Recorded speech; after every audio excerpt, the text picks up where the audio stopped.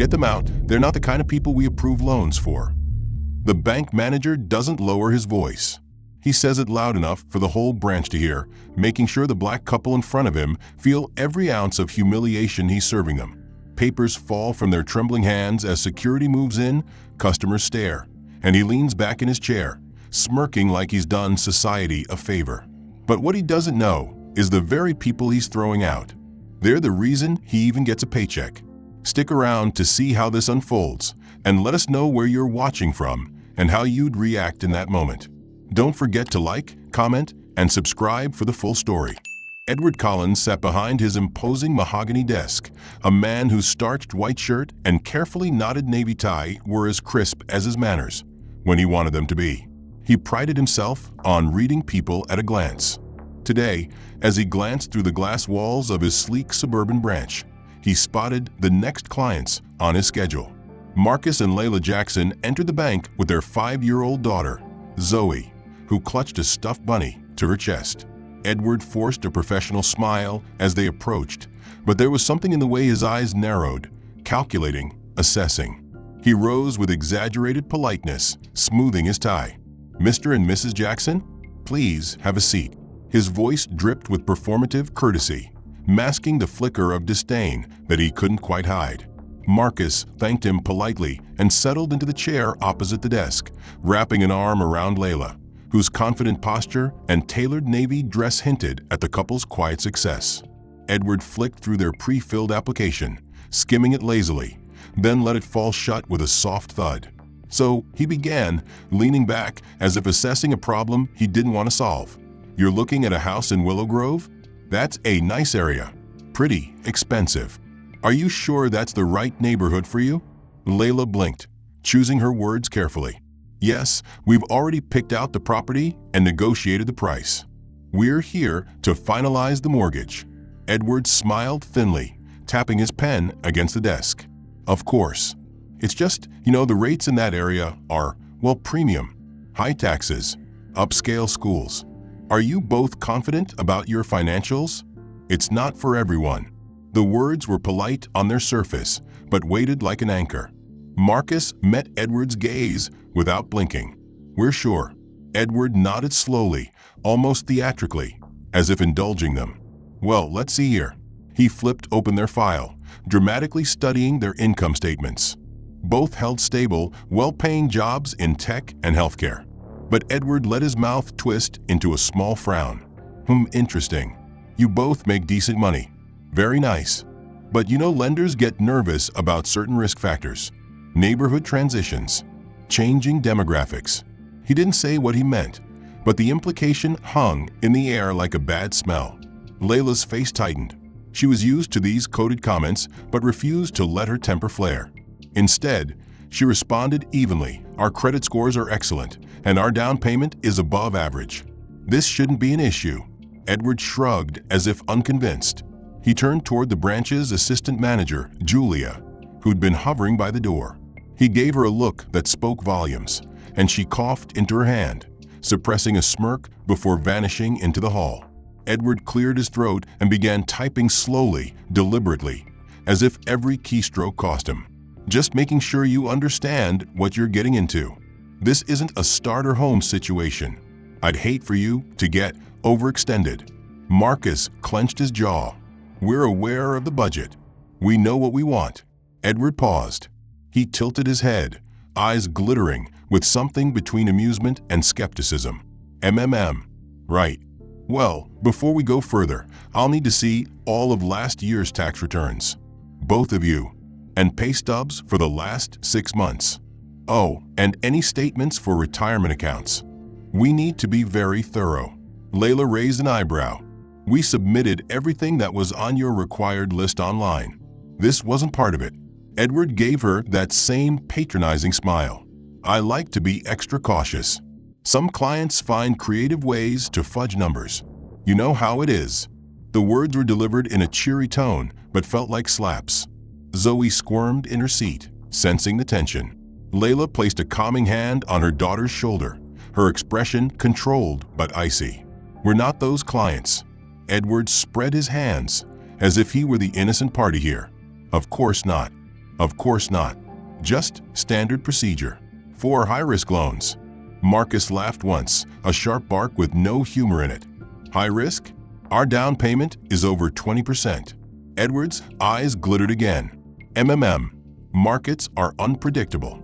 I'm sure you understand. He turned back to his computer screen as if the discussion were over, beginning to type without looking at them. The tension thickened like tar. Layla drew in a slow breath, her voice low and even. We'd like to proceed with the standard application, no unnecessary steps. If you can't accommodate that, we'll consider other lenders. Edward's fingers froze over the keyboard. He looked up, the mask slipping for just an instant to reveal annoyance, then returned. Sure, we can do it your way, but you'll have to sign a waiver acknowledging you refused the extra due diligence. The threat was subtle but clear: cooperate, or be flagged as difficult. Marcus met his stare with quiet fury, not rising to the bait. We'll sign whatever you want. Let's keep going. Edward gave a short, humorless chuckle. Wonderful. That's the spirit. But the damage was done. He had made it clear that in his eyes they were out of place here, interlopers trying to play in someone else's sandbox. As they left the meeting an hour later, with paperwork in hand and instructions to provide more documents no one else would be asked for, Edward watched them go, his expression a twisted mix of triumph and contempt. He turned to Julia as she reappeared from the hallway, her own smirk firmly in place. People like that always want what they can't afford, he murmured. She chuckled quietly, shaking her head. Edward sat back in his chair, lacing his fingers behind his head, utterly confident he'd put them in their place without a single slur or overt insult. After all, he reasoned, that's how you do it professionally. Edward Collins barely waited a day before setting the next trap. The morning after that uncomfortable first meeting, Marcus and Layla received an email from the bank, supposedly clarifying the loan terms. The message was worded in sterile, polite language, every sentence hedged with disclaimers that sounded professional but reeked of insincerity. Edward wrote that due to market conditions and the risk profile of their loan, the bank would be offering them an interest rate 1 full point higher than the rate prominently displayed on its own website. Marcus read it twice, feeling his face grow hot with anger. He knew exactly what the standard rate was. They both did. Layla sat beside him at the kitchen table, laptop open, eyes scanning every line with growing disbelief. They're trying to price us out, she said finally, voice tight. Marcus nodded grimly. They think we won't notice. Or we'll just accept it. He started typing a reply, but stopped. No, let's go down there. In person. An hour later, they pushed through the glass doors of the bank. The lobby was quiet, polished floors gleaming, air perfumed with fake friendliness. Edward sat at his desk, adjusting his tie, as if he'd been expecting them. His eyebrows lifted in an exaggerated expression of surprise when he saw them. Mr. and Mrs. Jackson. Back so soon? He said, voice honey-sweet, but eyes hard. Marcus wasted no time. He placed a printed copy of the email on the desk. Explain this. Edward picked it up, eyes skimming it quickly before he sighed, leaning back in his chair. Ah yes, that's our standard tier for that property range. It's a bit outside the typical scope for first-time buyers in that area. Layla's mouth tightened. We're not first-time buyers. This isn't even our first mortgage. Edward spread his hands. Of course. But underwriting considers several factors: credit mix, liquidity, stability of employment. You know how it is. His tone was breezy, but condescending. Marcus leaned forward, voice low and controlled. Our credit scores are over 800. We have 25% down. Our jobs are stable. Don't lie to us. Edward's eyes flickered, then cooled further. He clicked around on his computer, making a show of checking something. Well, the rate is what the rate is. I don't make the rules. Just then, a young white couple walked in. Edward's assistant Julia greeted them with a bright smile. Mr. and Mrs. Bennett, go right in. Edward is expecting you. Edward's face lit up like a Christmas tree. Ah, the Bennetts. Excuse me a moment. He left Marcus and Layla sitting at his desk, while he crossed the room to shake the other couple's hands warmly, ushering them into his glass office. Through the transparent walls, Marcus and Layla watched the interaction. Edward was animated, laughing, leaning forward eagerly. Papers exchanged hands quickly. The whole conversation was short and pleasant. Marcus's jaw tightened. He watched Edward print something out and circle numbers with a pen. It didn't take much imagination to know what was being said. Even through the glass, they heard Edward's voice. "I got you the special rate. Always for my best clients." Layla's fingers dug into Marcus's arm. He didn't shake her off. They sat there, eyes locked on Edward as he performed his act of generosity for people who looked like they belonged to him, who he wanted to welcome. When Edward returned, he didn't apologize for the wait. He didn't acknowledge it at all. He simply sat back down, looking at them with bland disinterest. Now, where were we? Oh yes, the rate. Well, like I said, the rate is fixed. I'm afraid my hands are tied. Marcus inhaled sharply, willing himself to stay calm. Layla spoke for both of them, voice like ice. "Your email said the rate was because of our profile. That's discrimination." Edward let out a forced laugh. "Discrimination? Oh, please. I'm just following policy. And speaking of which, I'm going to need a few more documents before we can proceed." He opened a drawer and pulled out a form. Proof of income going back 3 years instead of 1. All W-2s, full bank statements for both of you. Retirement accounts. And I'll need a letter from your employers confirming job security. Standard stuff. Layla blinked in disbelief. "We already gave you what's on your required documents list. This isn't standard." Edward shrugged, eyes flat. "Well, you don't have to comply. But underwriting is very cautious these days, especially with certain neighborhoods and, well, people moving in who might not have roots there." Marcus had to grip the arm of the chair to keep from standing. His voice was low but seething. "We're not children. We know what you're doing."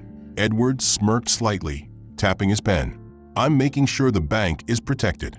Nothing personal, just business."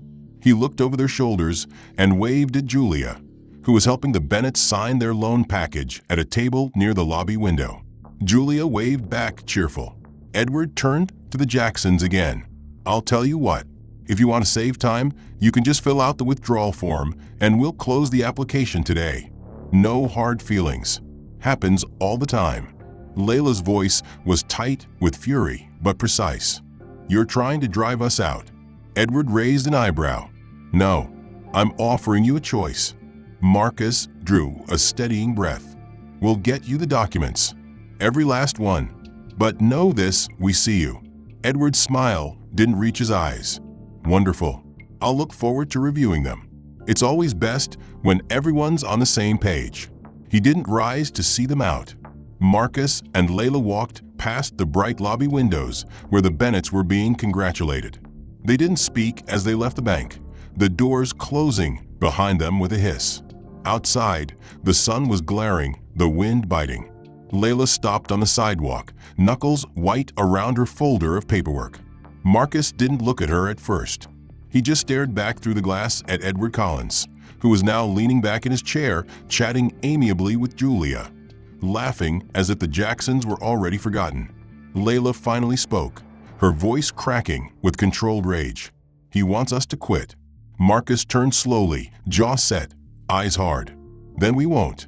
They stood there in silence as cars passed on the street, the reflection of the bank's polished facade making them look like they were standing in front of something monumental, impenetrable.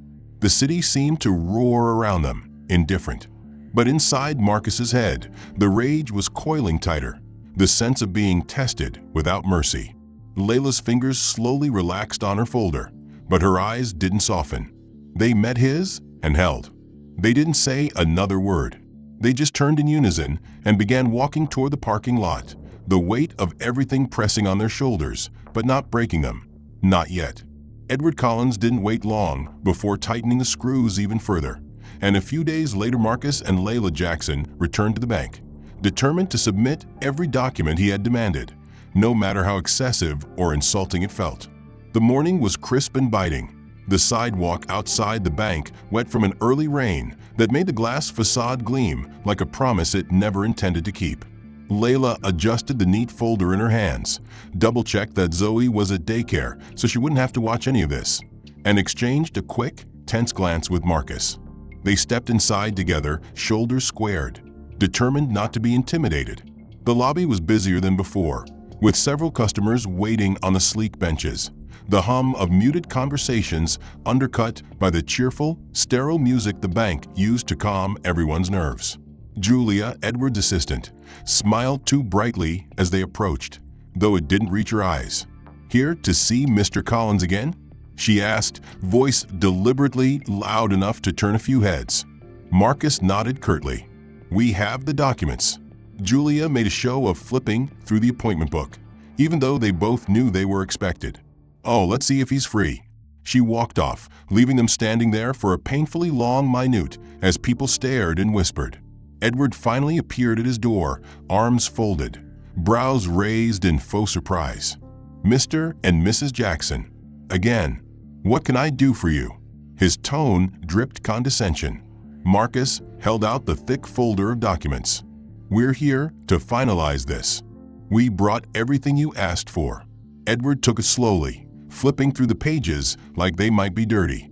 He gestured at 2 chairs in front of his desk. "Have a seat," he said flatly.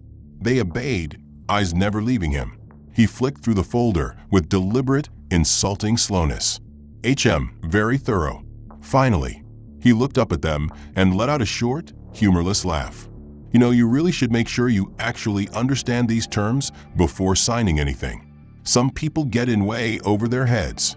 The sentence landed like a slap. Layla's nostrils flared.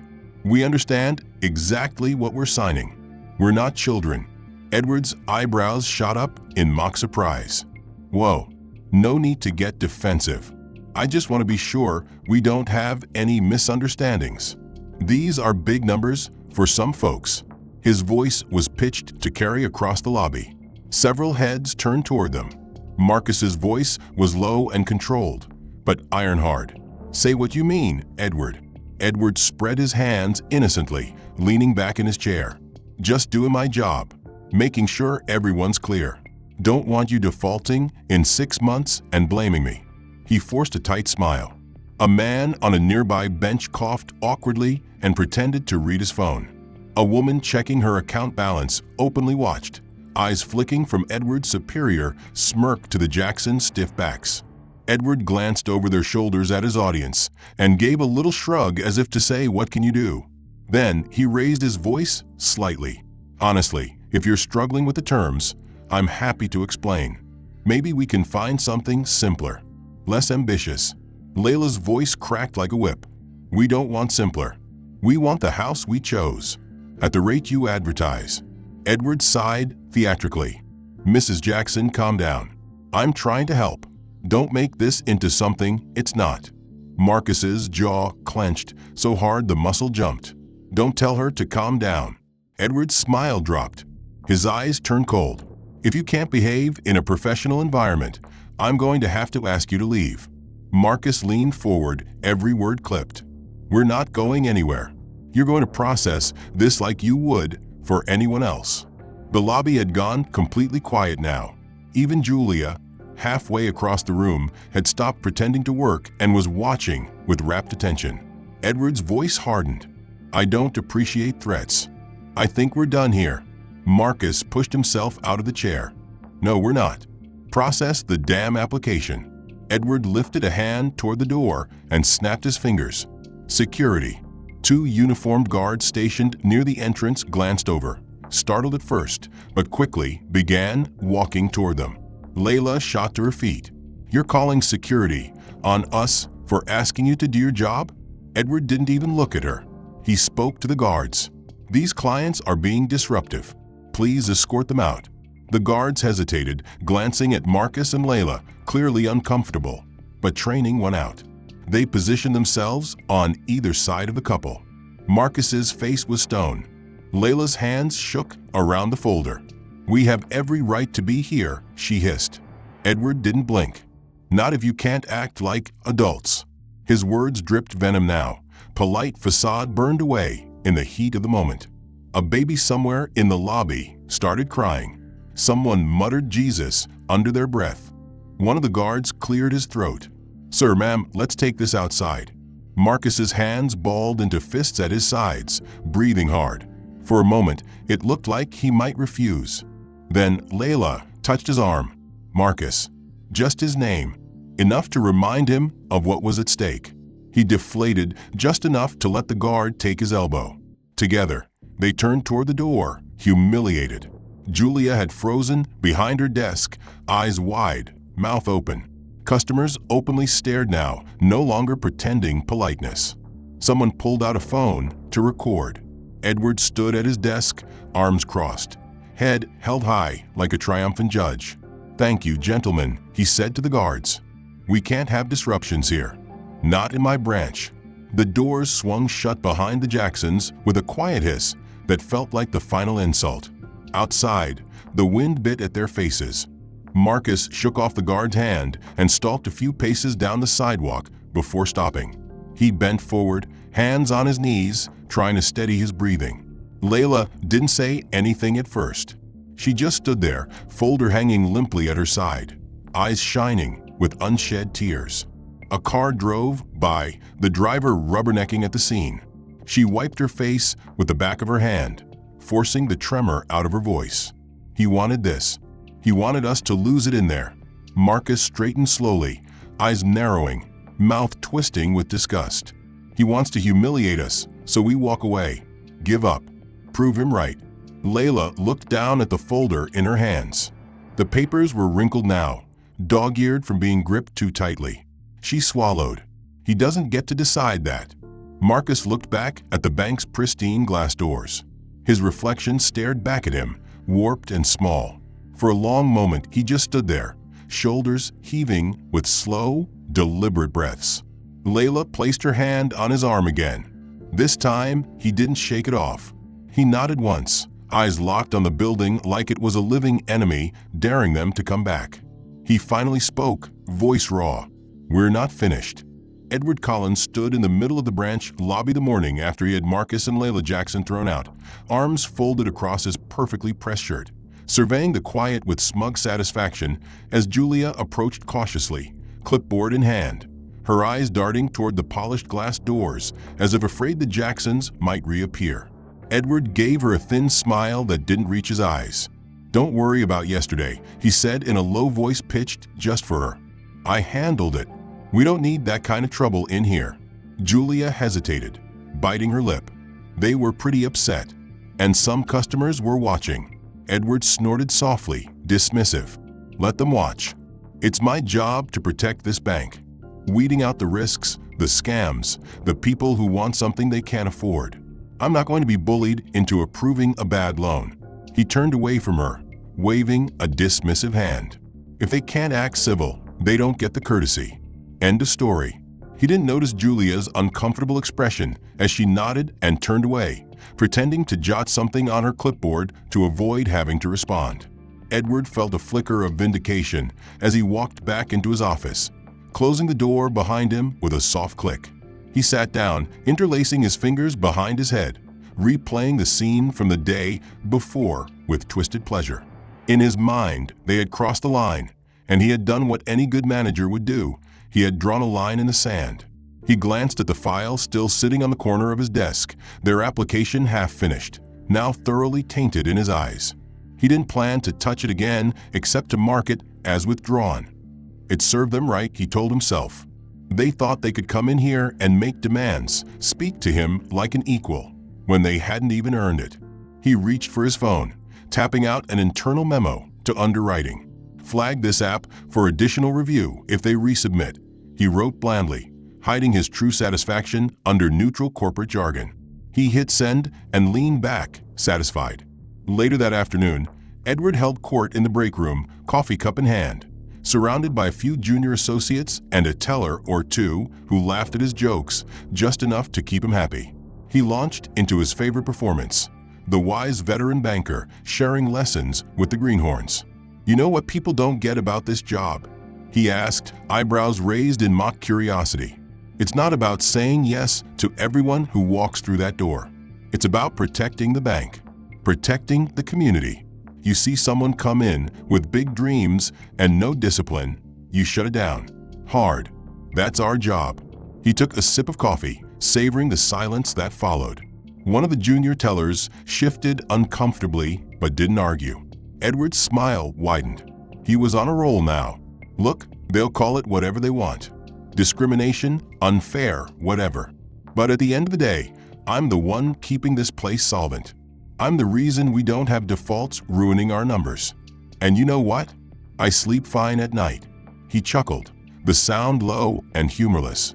Some people are just renters for life, and that's okay. Not everyone needs to own a home. They don't all get to upgrade their life on our dime. He glanced around, enjoying the way the room stayed silent. Nobody challenged him. Even Julia, who had drifted in to refill her water bottle, stayed quiet, her eyes fixed on the floor. Edward noticed and felt a wave of self-congratulation. He was respected here. People listened. People understood that he was the gatekeeper, the one who held the line. He finished his coffee, tossed the cup in the trash, and clapped one of the junior loan officers on the shoulder on his way out. "Watch and learn," he said with a wink. That's how you keep a bank healthy. That night, Edward's sense of triumph didn't fade. He rode the elevator down from his high-rise condo with his chin up, relishing the lights of the city twinkling through the glass like scattered diamonds. He met a few old friends for dinner at a trendy steakhouse, the kind of place with dim lighting and waiters who remembered your drink order before you sat down. They wore expensive suits and cultivated the kind of easy arrogance that came with too many years in finance without anyone ever really challenging them. The conversation flowed with whiskey and laughter, the occasional grim joke about the market or regulators. At some point after the second round, Edward found himself leaning back in his leather seat, swirling his glass, eyes half-lidded as he launched into his story of the week. "So, you should have seen these people in my branch yesterday," he said, voice dropping conspiratorially as his friends leaned in. "Came in demanding this huge loan for a house they can't afford, acting like I owe them something." One friend, Carl, smirked. "Let me guess, first-time buyers with caviar tastes?" Edward snorted. "More like renters for life who think they can play homeowner. I did them a favor, honestly. Told security to show them the door when they got belligerent." The table erupted in laughter, not cruel and raucous, but the polite, knowing sort that says we understand each other. Another friend, David, raised an eyebrow. "You didn't get any blowback for that?" Edward shrugged, smug. "Please. I'm the branch manager. I get to decide who's a risk. I'm the firewall. They don't like it? They can go cry to someone else. My board thanks me every quarter for my loss ratios." Carl clinked his glass against Edward's. "To protecting the bank." Edward smirked, feeling the glow of approval, the ease of belonging. He didn't even notice the waiter, who stiffened slightly at the words, the subtle discomfort that flickered over the man's face before he turned away. Edward went on, voice growing looser with every drink. "Look, it's not personal, but let's be honest. Some people don't know their place. They see someone else buying a house in the burbs and think they can too. No roots, no sensa. Best thing for them is to keep renting, keep their expectations realistic." He let the words hang in the air. His friends didn't argue. They toasted him, called him a shark, a guardian of standards. The laughter was easy and unbothered. As the dinner wound down and the plates were cleared, Edward reclined in his chair, full and satisfied, his mind already moving ahead to the next day. He'd keep doing what he'd always done, sorting the worthy from the unworthy, protecting the bank, protecting the neighborhood. He didn't see anything wrong with it. If anything, he felt like the hero of his own story. He paid the bill without blinking at the price, left a too small tip with careless confidence, and walked out into the cool night air with his friends, the city alive with neon and promise around them, certain that nothing he did would ever really come back to haunt him. Edward Collins walked into his branch Monday morning with the same smug satisfaction that had carried him through the weekend, his mind replaying that dinner with friends where he'd soaked in their approval like it was gospel truth. But that ease cracked just a little when he spotted Marcus and Layla Jackson waiting on the lobby bench, back straight, faces set like stone. He hesitated at his office door, forcing his expression back to neutrality, then waved them in with a flick of his wrist that suggested they were inconveniencing him. "Mr. and Mrs. Jackson," he said in that falsely warm tone he'd perfected over years. "Back again? Let's see if we can finally clear this up." Layla's eyes didn't flicker as she handed over an even thicker folder than before, edges neatly aligned, labeled tabs visible through the plastic. "This is everything you asked for," she said evenly, her voice stripped of pleasantries. "All tax returns, all pay stubs, statements, letters from our employers confirming long-term contracts. Even our retirement statements." Marcus added, jaw tight, "It's more documentation than you ask from anyone else." Edward gave them a condescending little nod, spreading his fingers across the folder like he was blessing it. "Excellent, excellent," he drawled, flipping through without really reading. "I'm glad you took my advice to heart. We take underwriting seriously here." They watched him as he shuffled the pages carelessly, eyes flicking up just enough to show he wasn't intimidated, the corner of his mouth twitching in amusement, as if he were evaluating unruly schoolchildren. "Very thorough indeed," he said at last, closing the folder and tapping it once on his desk. "Now, of course, I'll have to pass all this to underwriting for final approval. You understand, it's not my call, ultimately." Layla's eyebrow lifted just slightly. "I thought you were the branch manager." Edward's smile froze for half a heartbeat, then widened fakely. "Yes, but underwriting has the last word on risk assessment. I'd love to give you that green light myself, but the rules are the rules." Marcus sat back in his chair, crossing his arms slowly, every movement controlled. "Fine. How long will that take?" Edward pretended to think, drumming his fingers on the folder. "Oh, underwriting is very busy right now, but I'll prioritize it. Let's say a week, maybe less if they're quick." He ushered them out with minimal fuss, not even standing as they left, watching them go with that same cold gleam that said, "I won this round too." But when they were gone, the folder sat unopened on the corner of his desk all day. At lunch, he told Julia to leave it alone if she noticed it there. "I'll get to it," he said with a dismissive wave, even as he flicked through lower-risk applications from other clients, most of them white, approving them with rubber-stamp speed. By evening, the Jacksons' folder was buried under a stack of flyers about a mortgage promotion he actually wanted to sell, its tabs crushed, edges curling slightly from being neglected. When Julia asked before she left, voice cautious, "Did you want me to send that application to underwriting tonight?" Edward didn't even look up. "No, leave it. I need to double-check a few things." She hesitated at the door, but didn't push. A week later, Edward sat in his chair, legs crossed at the ankle, tapping out an email with feigned solemnity as Marcus and Layla arrived for their scheduled follow-up, looking exhausted but resolute. He didn't bother to stand, letting them hover at the edge of the desk before finally gesturing at the two visitor chairs like they were a favor.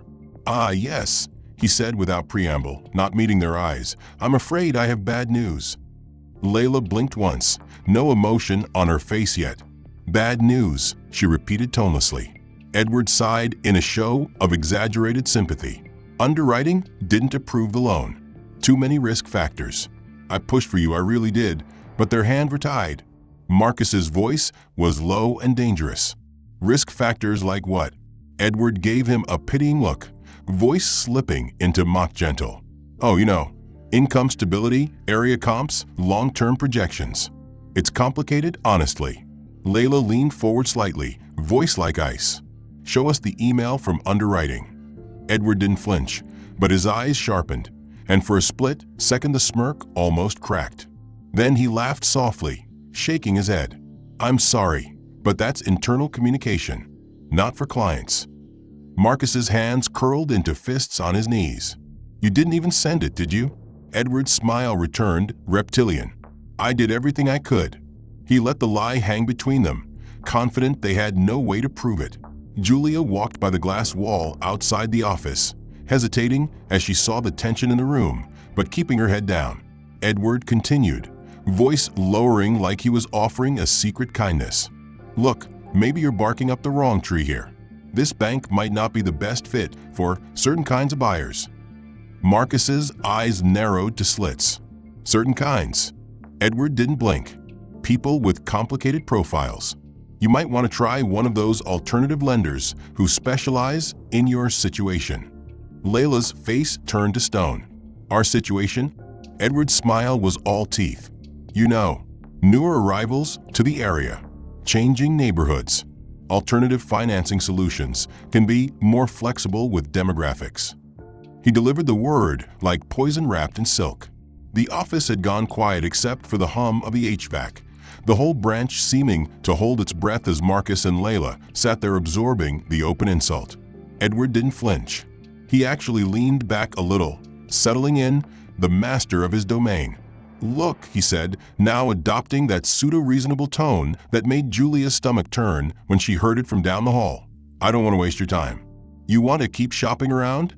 Be my guest. That's the market. It's competitive. No hard feelings. Marcus looked ready to stand and flip the desk. His knuckles whitened on the arms of the chair. But Layla put a hand on his wrist, pressing just enough to hold him there. She swallowed hard, face unreadable, eyes on Edward like she was burning every feature of his smirk into memory. Edward watched them with that same blank superiority, the faintest smile curling the corners of his mouth. I really am sorry, he added, voice dripping false sympathy. It's just not going to work out here. Some banks aren't for everyone. He stood then, slowly, deliberately, making it clear he was ending the meeting on his terms. Marcus didn't move at first. Layla finally rose, folder in hand, her movements robotic but precise. She tugged his arm. Marcus stood too, so rigid it was like he'd been carved from marble. Edward didn't offer his hand. He just nodded once, dismissive. Good luck to you both, he said lightly, already turning toward his computer, the conversation over in his mind. Edward Collins barely gave a second thought to the Jacksons as they walked stiffly out of his office. But the door hadn't even swung shut before he was already reaching for the phone on his desk, tapping in a number with practice calm, voice returning to its polished professional tone the second someone picked up on the other end. Jai. Yeah, Collins over at East Ridge Branch. Got a heads up for you. Couple came in here today with a real mess of an application. Marcus and Layla Jackson. Be careful if they show up your way. Lot of attitude. Tried to bully us for special terms. I wouldn't touch their loan with a 10-foot pole if I were you. He paused, listening to the muted agreement on the other end, a smirk tugging at his lips. Yeah, that's all. Just looking out for you. We're trying to keep the bad paper out of the system, you know? He hung up without another word, the click of the receiver feeling like an exclamation point to his petty victory, then reached for another business card from his Rolodex. This second call was even shorter, even more casual. Hey Greg, it's Ed. You might get a couple walk-ins, name Jackson. Real problem applicants. Save yourself the trouble. He kept his tone light, as if discussing the weather. Edward didn't even bother to record the calls in his notes. They weren't policy. They were favors. Insurance. Quiet collusion. He felt no guilt. He told himself it was his duty to warn the network, to make sure the right people ended up in the right neighborhoods with the right loans. He was the filter, the guardian. Meanwhile, in the parking lot, Marcus and Layla Jackson sat in their car, papers scattered in Layla's lap, silence thick enough to choke on. Marcus gripped the wheel so tightly the leather creaked, jaw working like he was chewing broken glass. Layla blinked rapidly, refusing to let tears fall. The betrayal burned in her chest, but she wouldn't let it break her in front of him. We go to another bank, she whispered finally. Marcus didn't answer right away. His eyes stayed fixed on the windshield, on the bank's polished glass doors, where Edward Collins was probably back at his desk, smiling. Yeah, Marcus said eventually, voice flat and empty. Another bank. True to plan, they did. The next morning they sat in a new lobby, similar layout, same soft music. Same beige walls designed to be inoffensive. Their new loan officer was polite at first, genuinely interested. But the moment he pulled up their file, his smile twitched, eyes scanning something they couldn't see. He started talking about heightened risk assessment, about recent flags in the system. When Marcus pressed him, the man's tone turned evasive. He offered them a rate almost 2 points higher than what was on the marketing posters hanging behind him, then recommended maybe trying a smaller local lender that's more flexible. Marcus's voice dropped to that lethal quiet. "Is this about a call you got?" The man didn't answer directly, but they didn't need him to. They walked out of that branch without speaking, the folder between them heavier than before. That night Layla sat at the kitchen table, phone pressed to her ear as she explained everything to their realtor, Jasmine Lee. Jasmine was furious in that controlled, professional way that had always impressed them. "He did what?" she demanded, voice slicing through the speaker. Layla's voice cracked. "He sabotaged us. He's making calls." Jasmine's silence was lethal. Then she spoke with ice. "I'll deal with it." The next day Jasmine stormed into Edward's branch without an appointment, heels clicking against the polished floor like war drums. Julia's eyes went wide as she saw her approach, stammering that Edward was with a client. But Jasmine brushed past her and pushed into the office without knocking. Edward was in mid-sentence with another customer, but the second he saw Jasmine's face he went still. She closed the door behind her, voice dropping to a vicious hush. "You think you're smart?" Edward blinked once, leaning back in his chair like he had all the time in the world. "Ms. Lee," he drawled, "to what do I owe the pleasure?" Jasmine's jaw flexed. "Don't play with me. You're blacklisting my clients, making calls, lying about them. I've worked with you long enough to know when you're trying to kill a deal." Edward let out a slow sigh, steepling his fingers. "I'm not killing anything. I'm protecting the bank." Jasmine's laugh was sharp and humorless. "By telling other lenders they're a problem? Don't think I don't have contacts too. You're playing with fire." Edward's smile widened, reptilian. "Be careful, Jasmine. False accusations can ruin a reputation, and you have one to lose." Jasmine bristled, eyes narrowing to slits. "So you're threatening me now?" Edward didn't answer immediately. He picked up a pen and twirled it between his fingers, gaze unblinking. "I'm warning you," he said finally, voice lowering. "You want to go around telling stories? Go ahead. But I'm the one they'll believe. I'm the manager. I'm the one who signs approvals. How many deals do you want to lose over this?" Jasmine's nostrils flared. "You're scum." Edward just shrugged, as if she'd complimented him. "Call it what you want. But I'm not bending my rules for anyone. If they can't meet our standards, they don't get the house. End of story." Jasmine's voice broke then, softer but shaking with fury. "Their paperwork is perfect. You know it." Edward set the pen down with precision. "I don't think this conversation is productive. You're upset. I get it. But you need to calm down before you say something you'll regret." Jasmine was vibrating with rage. "You don't get to tell me to calm down." Edward's eyes hardened. "Meeting's over." He flicked his eyes toward the door. Julia, who'd been hovering outside, flinched and ducked back. Jasmine didn't say another word. She opened the door so hard it banged against the wall and stalked out shoulders back, head high even as her face crumpled with rage and frustration the second she hit the lobby. Edward watched her go, feeling nothing but satisfaction, leaning back in his chair with a sigh of false exhaustion, muttering to himself about drama and unprofessional conduct as he turned back to his computer. Later that day, he made 2 more quiet calls just to make sure his warning stuck. He told one contact the Jacksons were argumentative and non-cooperative. He told another they had red flags on employment stability. The words were vague enough to avoid legal trouble, but specific enough to kill any chance of a loan. Each time he hung up, he felt the same twisted thrill of power, certain he was doing his job better than anyone else. Outside his window, the world moved on, cars passing, people hurrying along the sidewalk, utterly unaware of how easily one man could slam the door shut on someone's future with nothing more than a phone call and a practiced lie. Layla sat at the kitchen table long after the sun had gone down, the only light coming from a small pendant above her head casting harsh shadows on the scattered papers in front of her.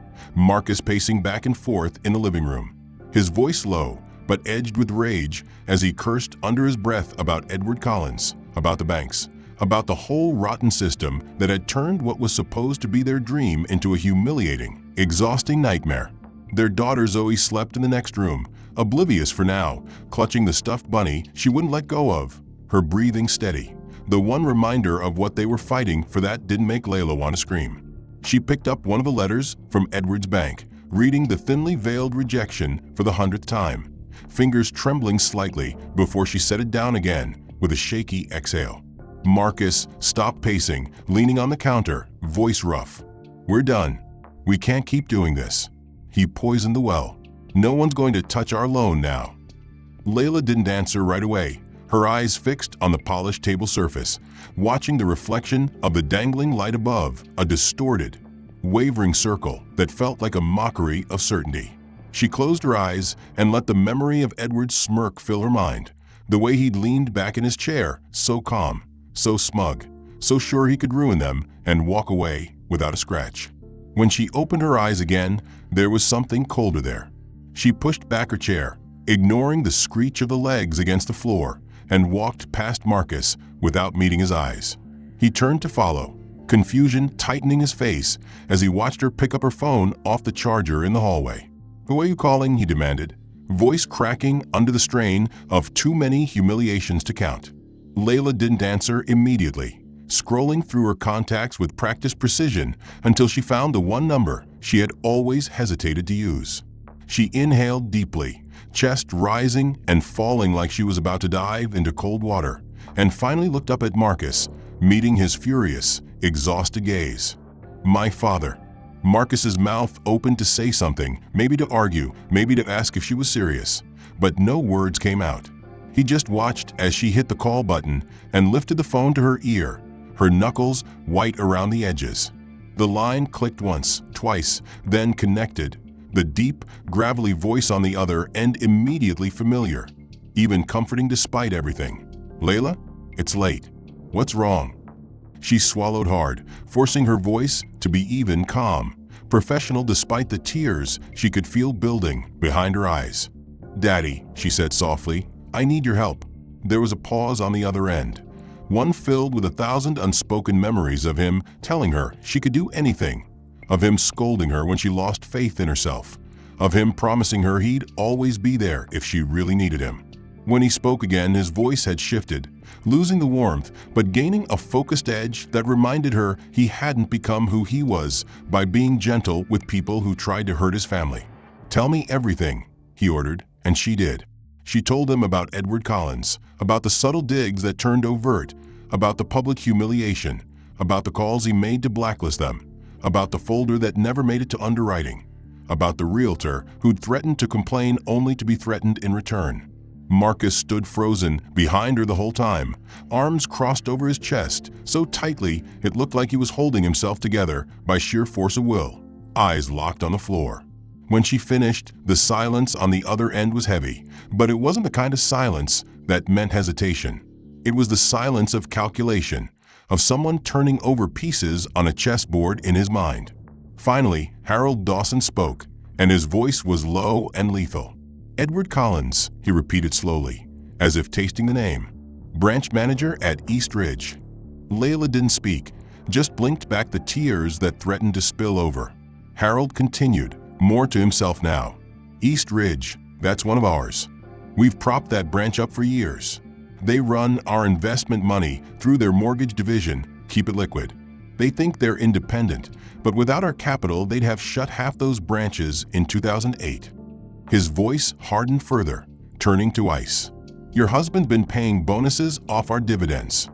Layla finally let a tear slip down her cheek, brushing it away angrily.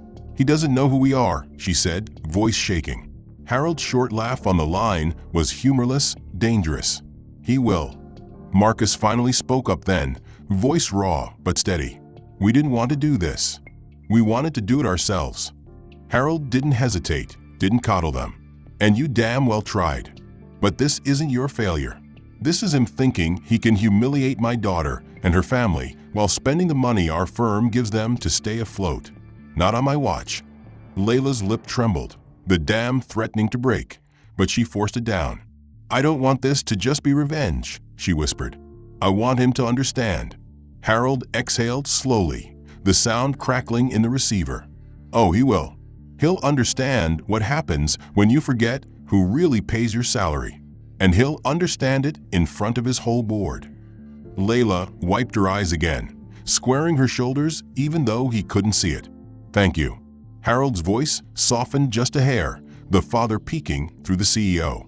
"I'm proud of you for fighting this long, but you're not fighting alone anymore." The call ended with no more fanfare, no more promises. It didn't need them.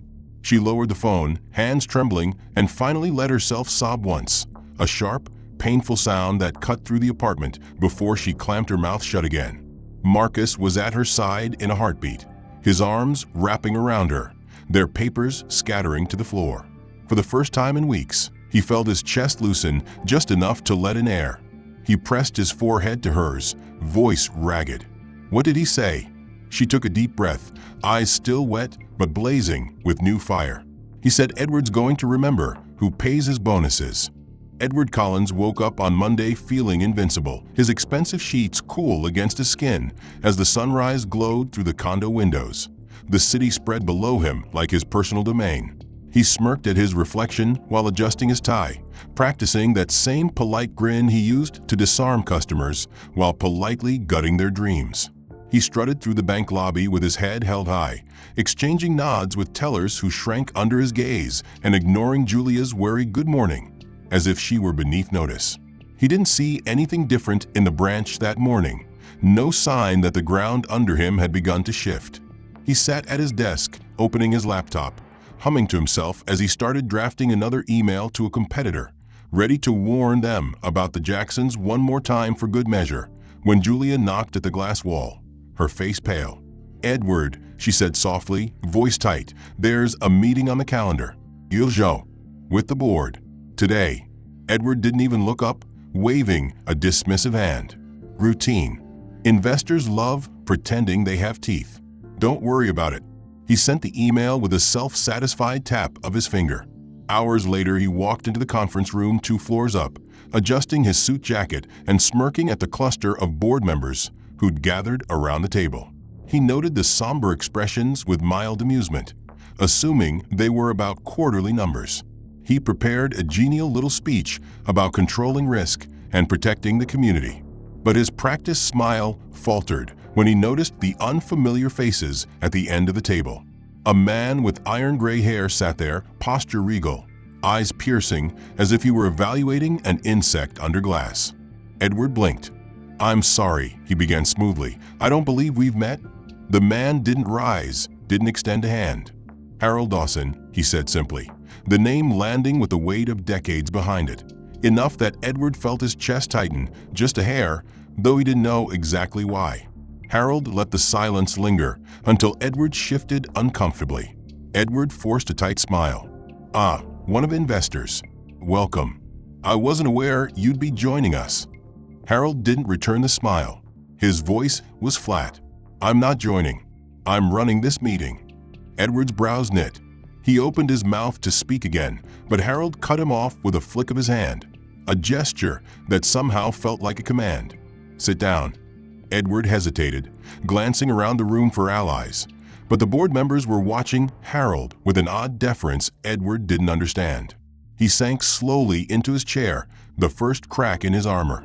Harold's eyes flipped to one of the assistants in the corner. "Please distribute the packets." Edward accepted the thick folder with forced calm, flipping it open.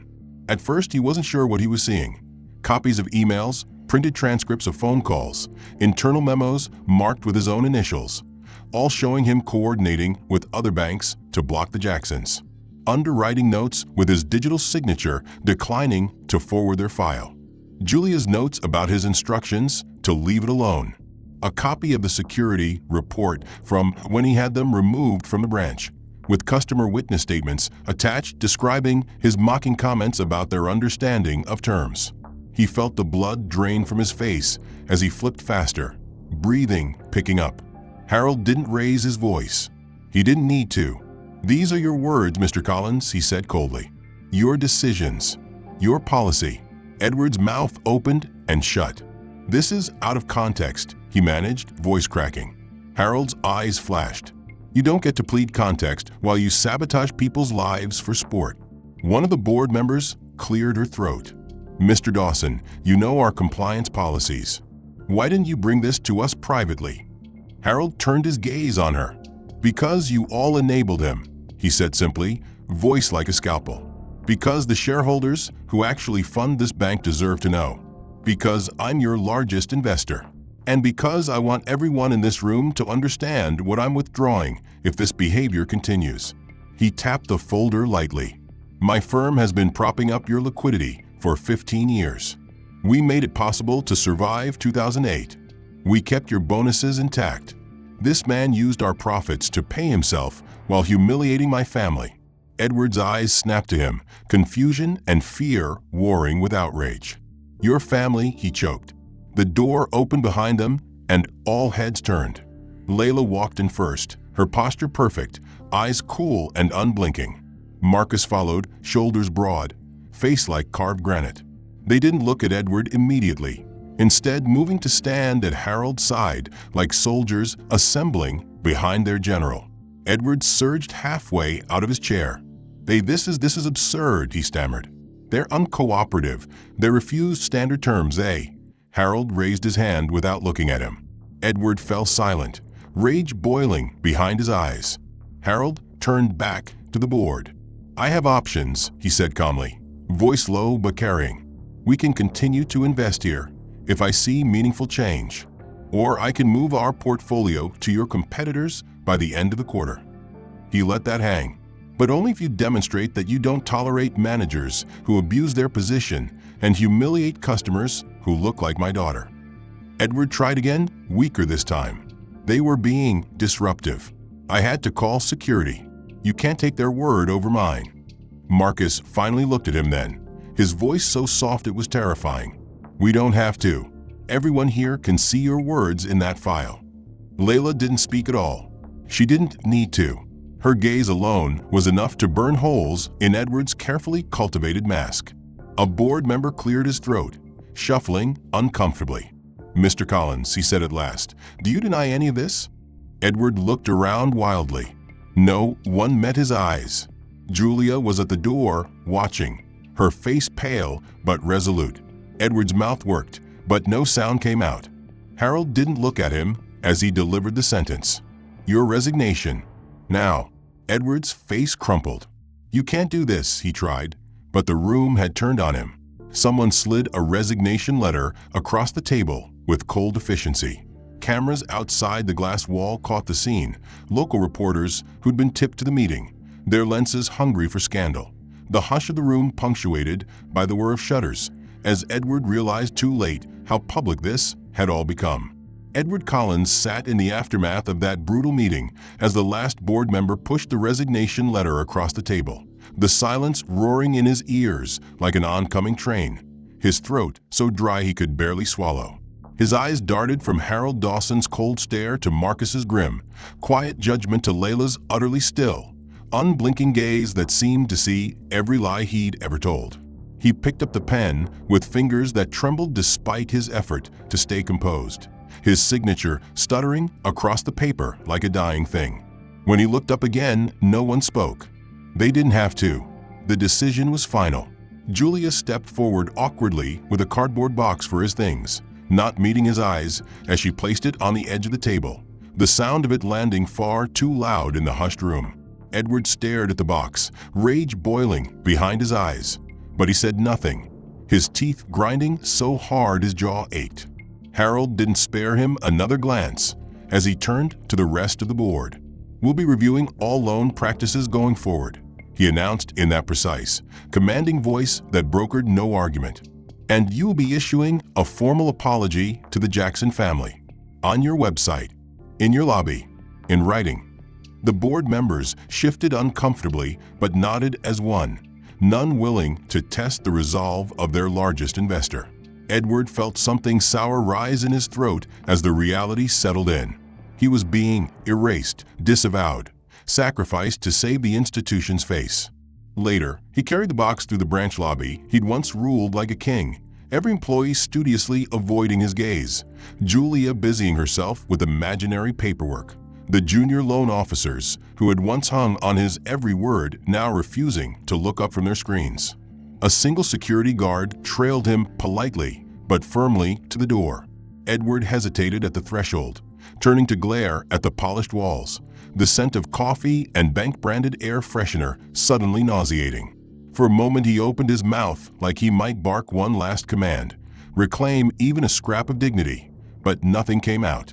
The guard cleared his throat gently, and Edward stepped outside, the door hissing shut behind him. Final and absolute.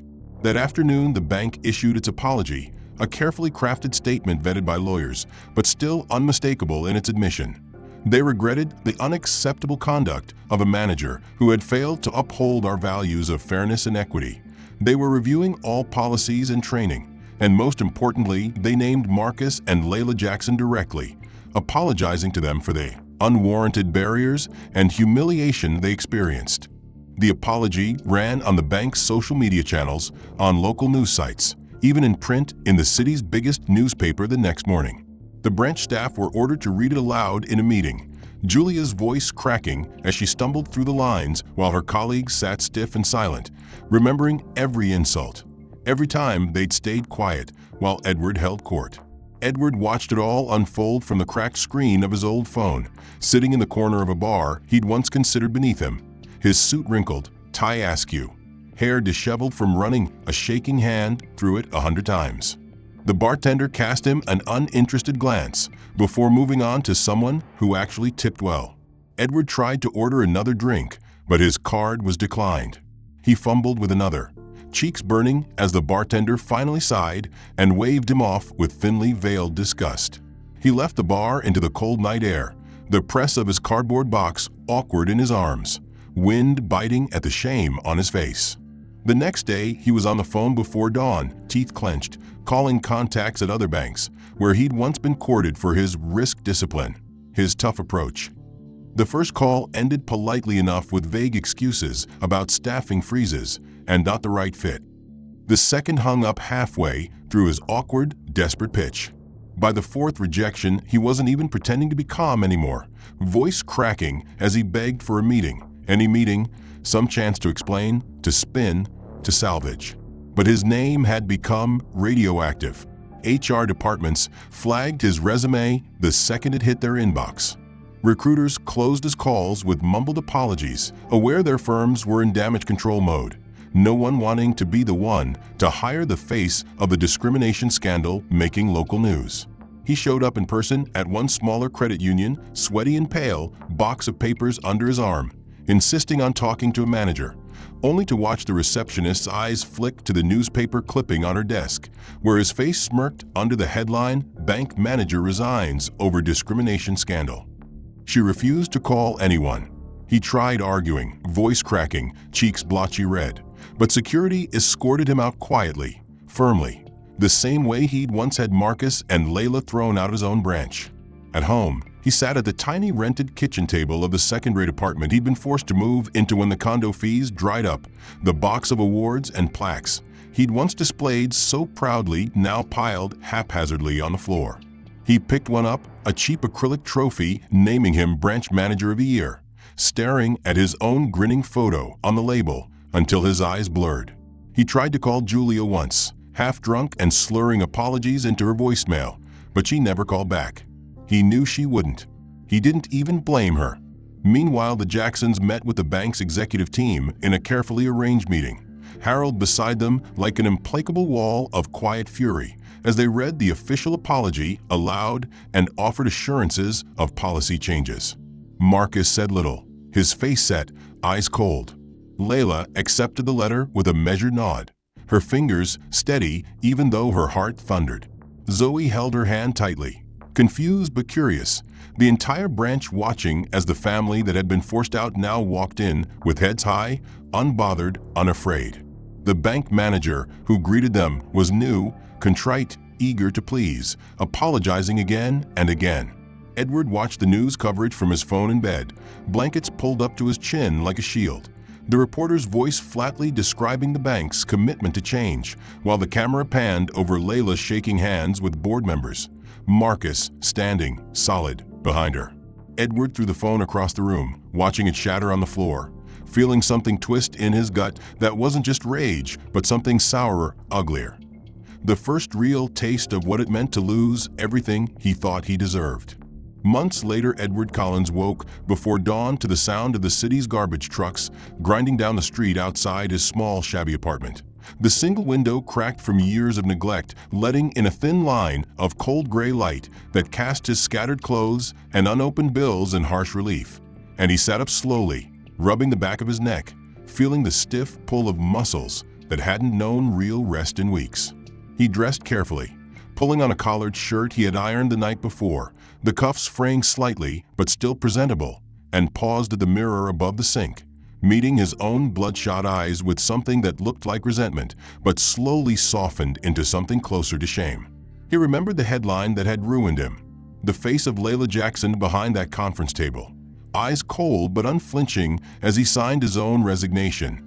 And it hit him again that no matter how many times he replayed that moment in his head, there was no angle where he came out looking like the good guy. He stuffed his lunch in a second-hand canvas bag and locked the door behind him, descending the cracked stairwell 2 at a time, boots thumping on the peeling linoleum, breathing in the sour scent of the hallway without complaint. Outside, the air was biting, a late winter chill that stabbed through the seams of his coat, and he hunched his shoulders against it as he made the long walk to the bus stop, joining the silent line of early commuters who didn't know him and didn't care, their breath steaming in the cold, phones glowing dimly in their palms. The bus arrived with a shudder, brakes squealing, and Edward climbed aboard quietly, tapping the last few dollars on his transit card against the reader before moving to the back, sitting alone and staring out the fog window, watching his old neighborhood slide by. The bank he used to run now staffed with strangers who didn't know his name, who handed out flyers for new equity programs and first-time buyer workshops, all part of the reforms launched after the scandal that bore his face.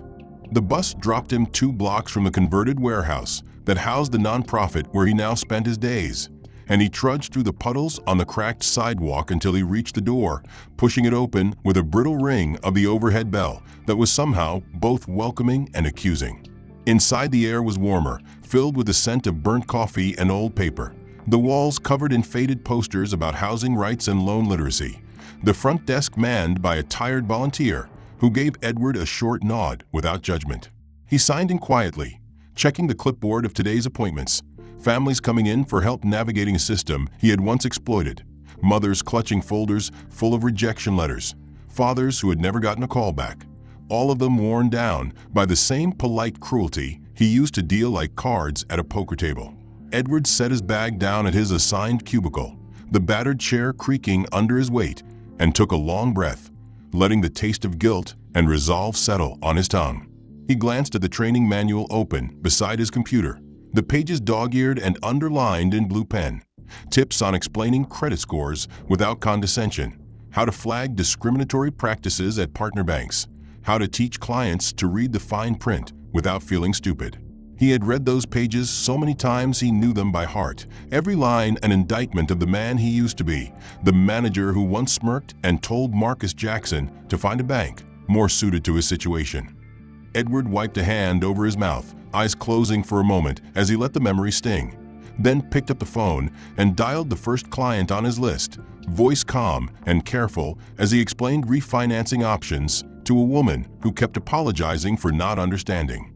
Around him, the other volunteers worked just as quietly, most of them younger, some students earning community hours, others retirees trying to do good with their free time.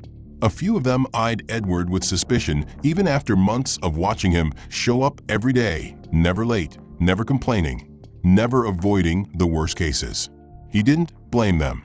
He welcomed it. He knew that trust was something he didn't get to buy back with a couple of hours behind a desk. He needed to earn it one desperate family at a time. At lunch, he ate alone at the scarred table in the break room, listening to the muted conversation around him, eyes fixed on the peeling linoleum as he replayed every smug quip he'd ever delivered from behind his polished banker's desk, every ruined credit score he dismissed with a smile, every family he'd turned away knowing they had nowhere else to go. When the day was done and he pulled the door shut behind him, the bell clanging tiredly in the emptying space, he felt the familiar ache in his legs, the tightness in his lower back, but also a thin thread of something like relief. He hadn't made anything better yet, but at least he wasn't making it worse. He turned his collar up against the wind and headed for the bus, hands in his pockets, the streetlights flickering to life one by one, casting long shadows he couldn't quite outrun. Meanwhile, miles away, the Jacksons sat in the living room of their new home, the one with the wraparound porch Layla had always dreamed of, Zoe's squeals of laughter echoing down the hall as she ran from room to room, exploring every corner like she meant to memorize it forever. Marcus leaned back on the couch, arm draped over Layla's shoulders, eyes closing in quiet relief as he let the exhaustion melt into satisfaction. Papers sat on the coffee table in front of them. Not rejection letters, but the deed in their names, the check they'd written to launch the new scholarship fund for minority students who wanted to study finance, the idea that had come to them late one night when they realized that winning their own fight wasn't enough if they didn't open doors for others too. Layla scrolled through the latest batch of applications on her tablet, smiling at the earnest essays, the dreams of teenagers who refused to be told no, and Marcus kissed her temple lightly, whispering that he was proud of her, of them, of everything they had refused to give up. Outside, the sun dipped below the horizon, casting the yard in gold and shadow, and Zoe ran to the porch steps and back, waving at the neighbors who waved back with easy smiles. Layla watched her daughter's joy, a weight lifting from her chest she hadn't even known she'd been carrying. They had fought for this. They had paid for it in humiliation and fury and tears. But they had won it. And now they were going to make sure no one else would have to fight the same way alone. If you enjoyed this story and want to see more dramatic, thought-provoking narratives like it, be sure to subscribe to the channel and hit that like button. It really helps us keep telling these powerful stories. Let us know in the comments which moment in this story hit you the hardest. And where in the world are you watching from today? We'd love to hear your thoughts and connect with viewers everywhere.